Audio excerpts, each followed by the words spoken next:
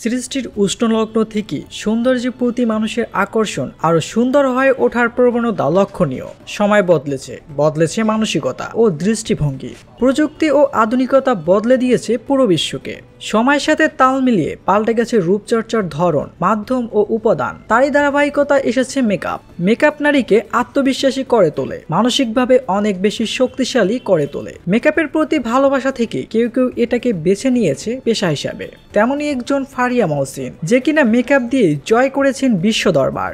মায়ের সাজসজ্জা দেখি মেকআপের প্রতি আগ্রহ, সেই থেকেই শুরু মেকআপের প্রতি প্রেম। আর বলা যায় প্রেম থেকেই প্রণয়। ছোট থেকে আমি আম্মুকে দেখতাম, আম্মু অনেক বেশি সাজগোজ করতো, তো ওখান থেকেই আমার এটা ভালো লাগা শুরু হয়। তো ওর পর থেকে আমি চিন্তা করেছি কি ঠিক আছে, বড় হলে এটাকে আমি পেশা হিসাবে নিব। তো যেরকম চিন্তা ওইরকম কাজ। তো ওই চিন্তাধারার মাধ্যমে আমি আমার প্ল্যানিং অনুযায়ী সামনে এগিয়েছি। মেকআপের উপর নিয়েছেন ডিগ্রি, করেছেন বলিউডের খ্যাতিনামা মডেল, অভিনেতা অভিনেত্রীদের মেকআপ।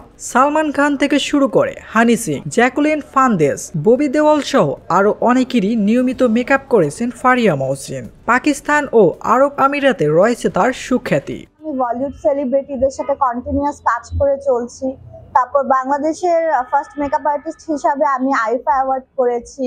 আরবদের সাথে কাজ করেছি। বাহিরের দেশে আমি 2টা গভর্নমেন্ট প্রজেক্ট করেছি মেকআপের উপর।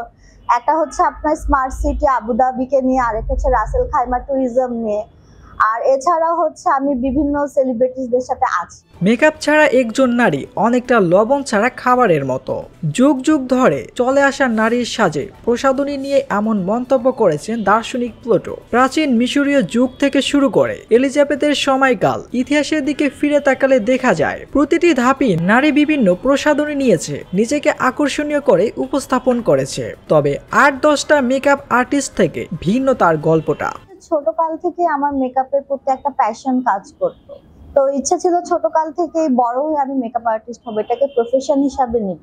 তো আমি মেইনলি আপনার সিএসসি কমপ্লিট করেছি ডিপ্লোমা থেকে। গ্রাজুয়েশন কমপ্লিট করার পর আমি দুবাই যাই, ওখান থেকে লন্ডন কলেজ থেকে আমি আমার মেকআপ ডিপ্লোমা কমপ্লিট করি। মেকআপ আর্টিস্ট ফারিয়া মহসিন বলেন, ইন্ডাস্ট্রিতে বর্তমানে কাজের সংখ্যা বাড়লেও মানের দিক থেকে কম সংখ্যক কাজ হচ্ছে। তার মেকআপের এত প্রশংসা ও এত জনপ্রিয়তার মূল কারণ মানসম্পন্ন মেকআপ উপকরণ, যা নিয়ে তিনি কখনোই আপোষ করেন না। বাহিরের দেশে যখন আমরা মেকআপ ইউজ করি, সো সবার আগে আমাদেরকে কোনো মিউজিক ভিডিও অথবা কোনো মুভিতে নেওয়ার আগে আমাদের প্রোডাক্টগুলো তারা চেক করে। সো সবসময় ভ্যানিটিতে হাই এন্ড প্রোডাক্টগুলো রাখা খুবই ইম্পর্টেন্ট, বিকজ আমি একটা আর্টিস্টের উপর মেকআপ করব।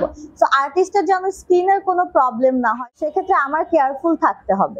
স্বপ্ন দেখেন দেশের মাটিতে করবেন ইন্টারন্যাশনাল মানের মেকআপ ওয়ার্কশপ। আমি খুব জলদি বাংলাদেশে ওয়ার্কশপ করাবো চিন্তা করেছি, বিকজ আমাদের দেশের মেয়েরা খুবই ট্যালেন্টেড, ওদের হাতের কাজও খুবই সুন্দর, বাট ওদের প্রপার নলেজটা নেই। সো ইনশাআল্লাহ আমি যখন বাংলাদেশে ওয়ার্কশপ করাবো, আমি আমার মেয়েদেরকে প্রপার নলেজ দিয়ে আমি ওয়ার্কশপ করাবো।